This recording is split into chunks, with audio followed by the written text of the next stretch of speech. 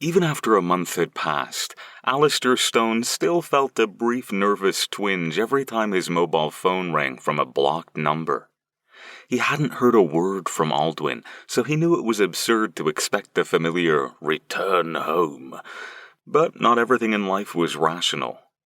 This time the call came in the late morning.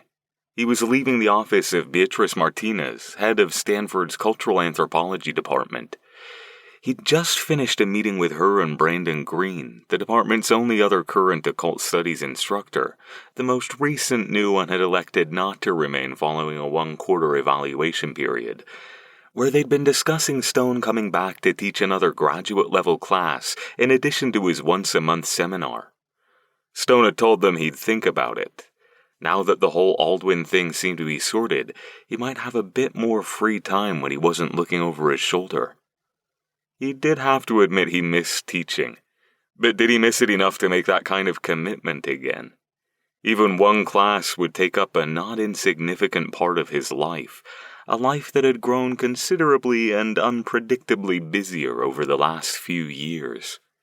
Now, striding back toward where he'd left his car in a distant parking lot, he stared at the little screen only long enough to chide himself for being a prat. So what if it was Aldwyn? It wasn't as if he had to listen to the old dragon any longer. Yes, hello? Stone, Ren Huxley. Now that was not a voice he'd expected to hear. Agent Huxley, it's been a while, how are you? Stumped, which is why I'm calling you. Stone picked up his pace.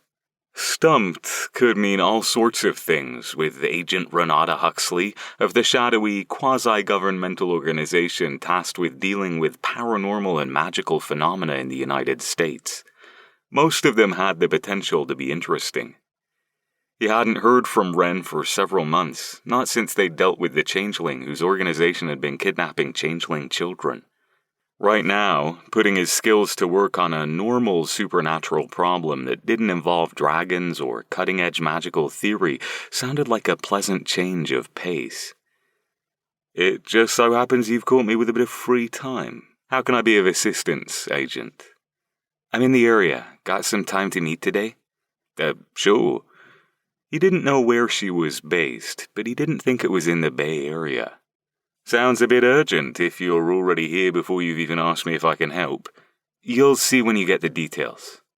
She gave him an address in San Francisco. Can he be there in 2 hours?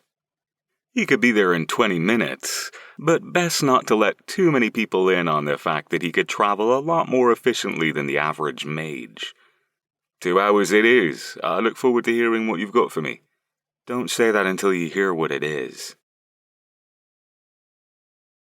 The location Ren had given him turned out to be a small, unassuming office building in the Bernal Heights area. It was the kind of place most people's gazes would slide past if they weren't specifically looking for it, like the office where someone could go to pay their overdue utility bill if they didn't trust the mail.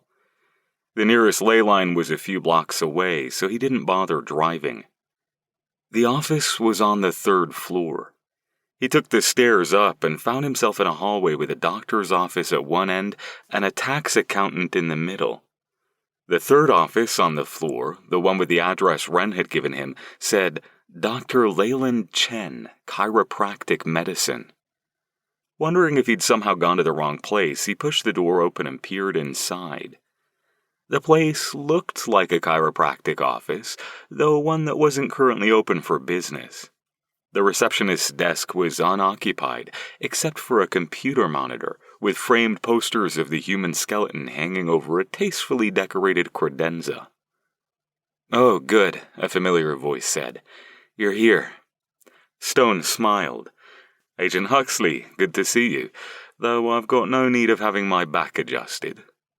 Renata Huxley was of medium height, with dark skin, shrewd brown eyes, and short-cut black hair. Her athletic frame was clad in a no-nonsense gray business suit that had the same nondescript, eyes-sliding-off quality as the building itself. We've got offices like this all over the country. We share them with other agencies, so we have places to meet that won't attract suspicion.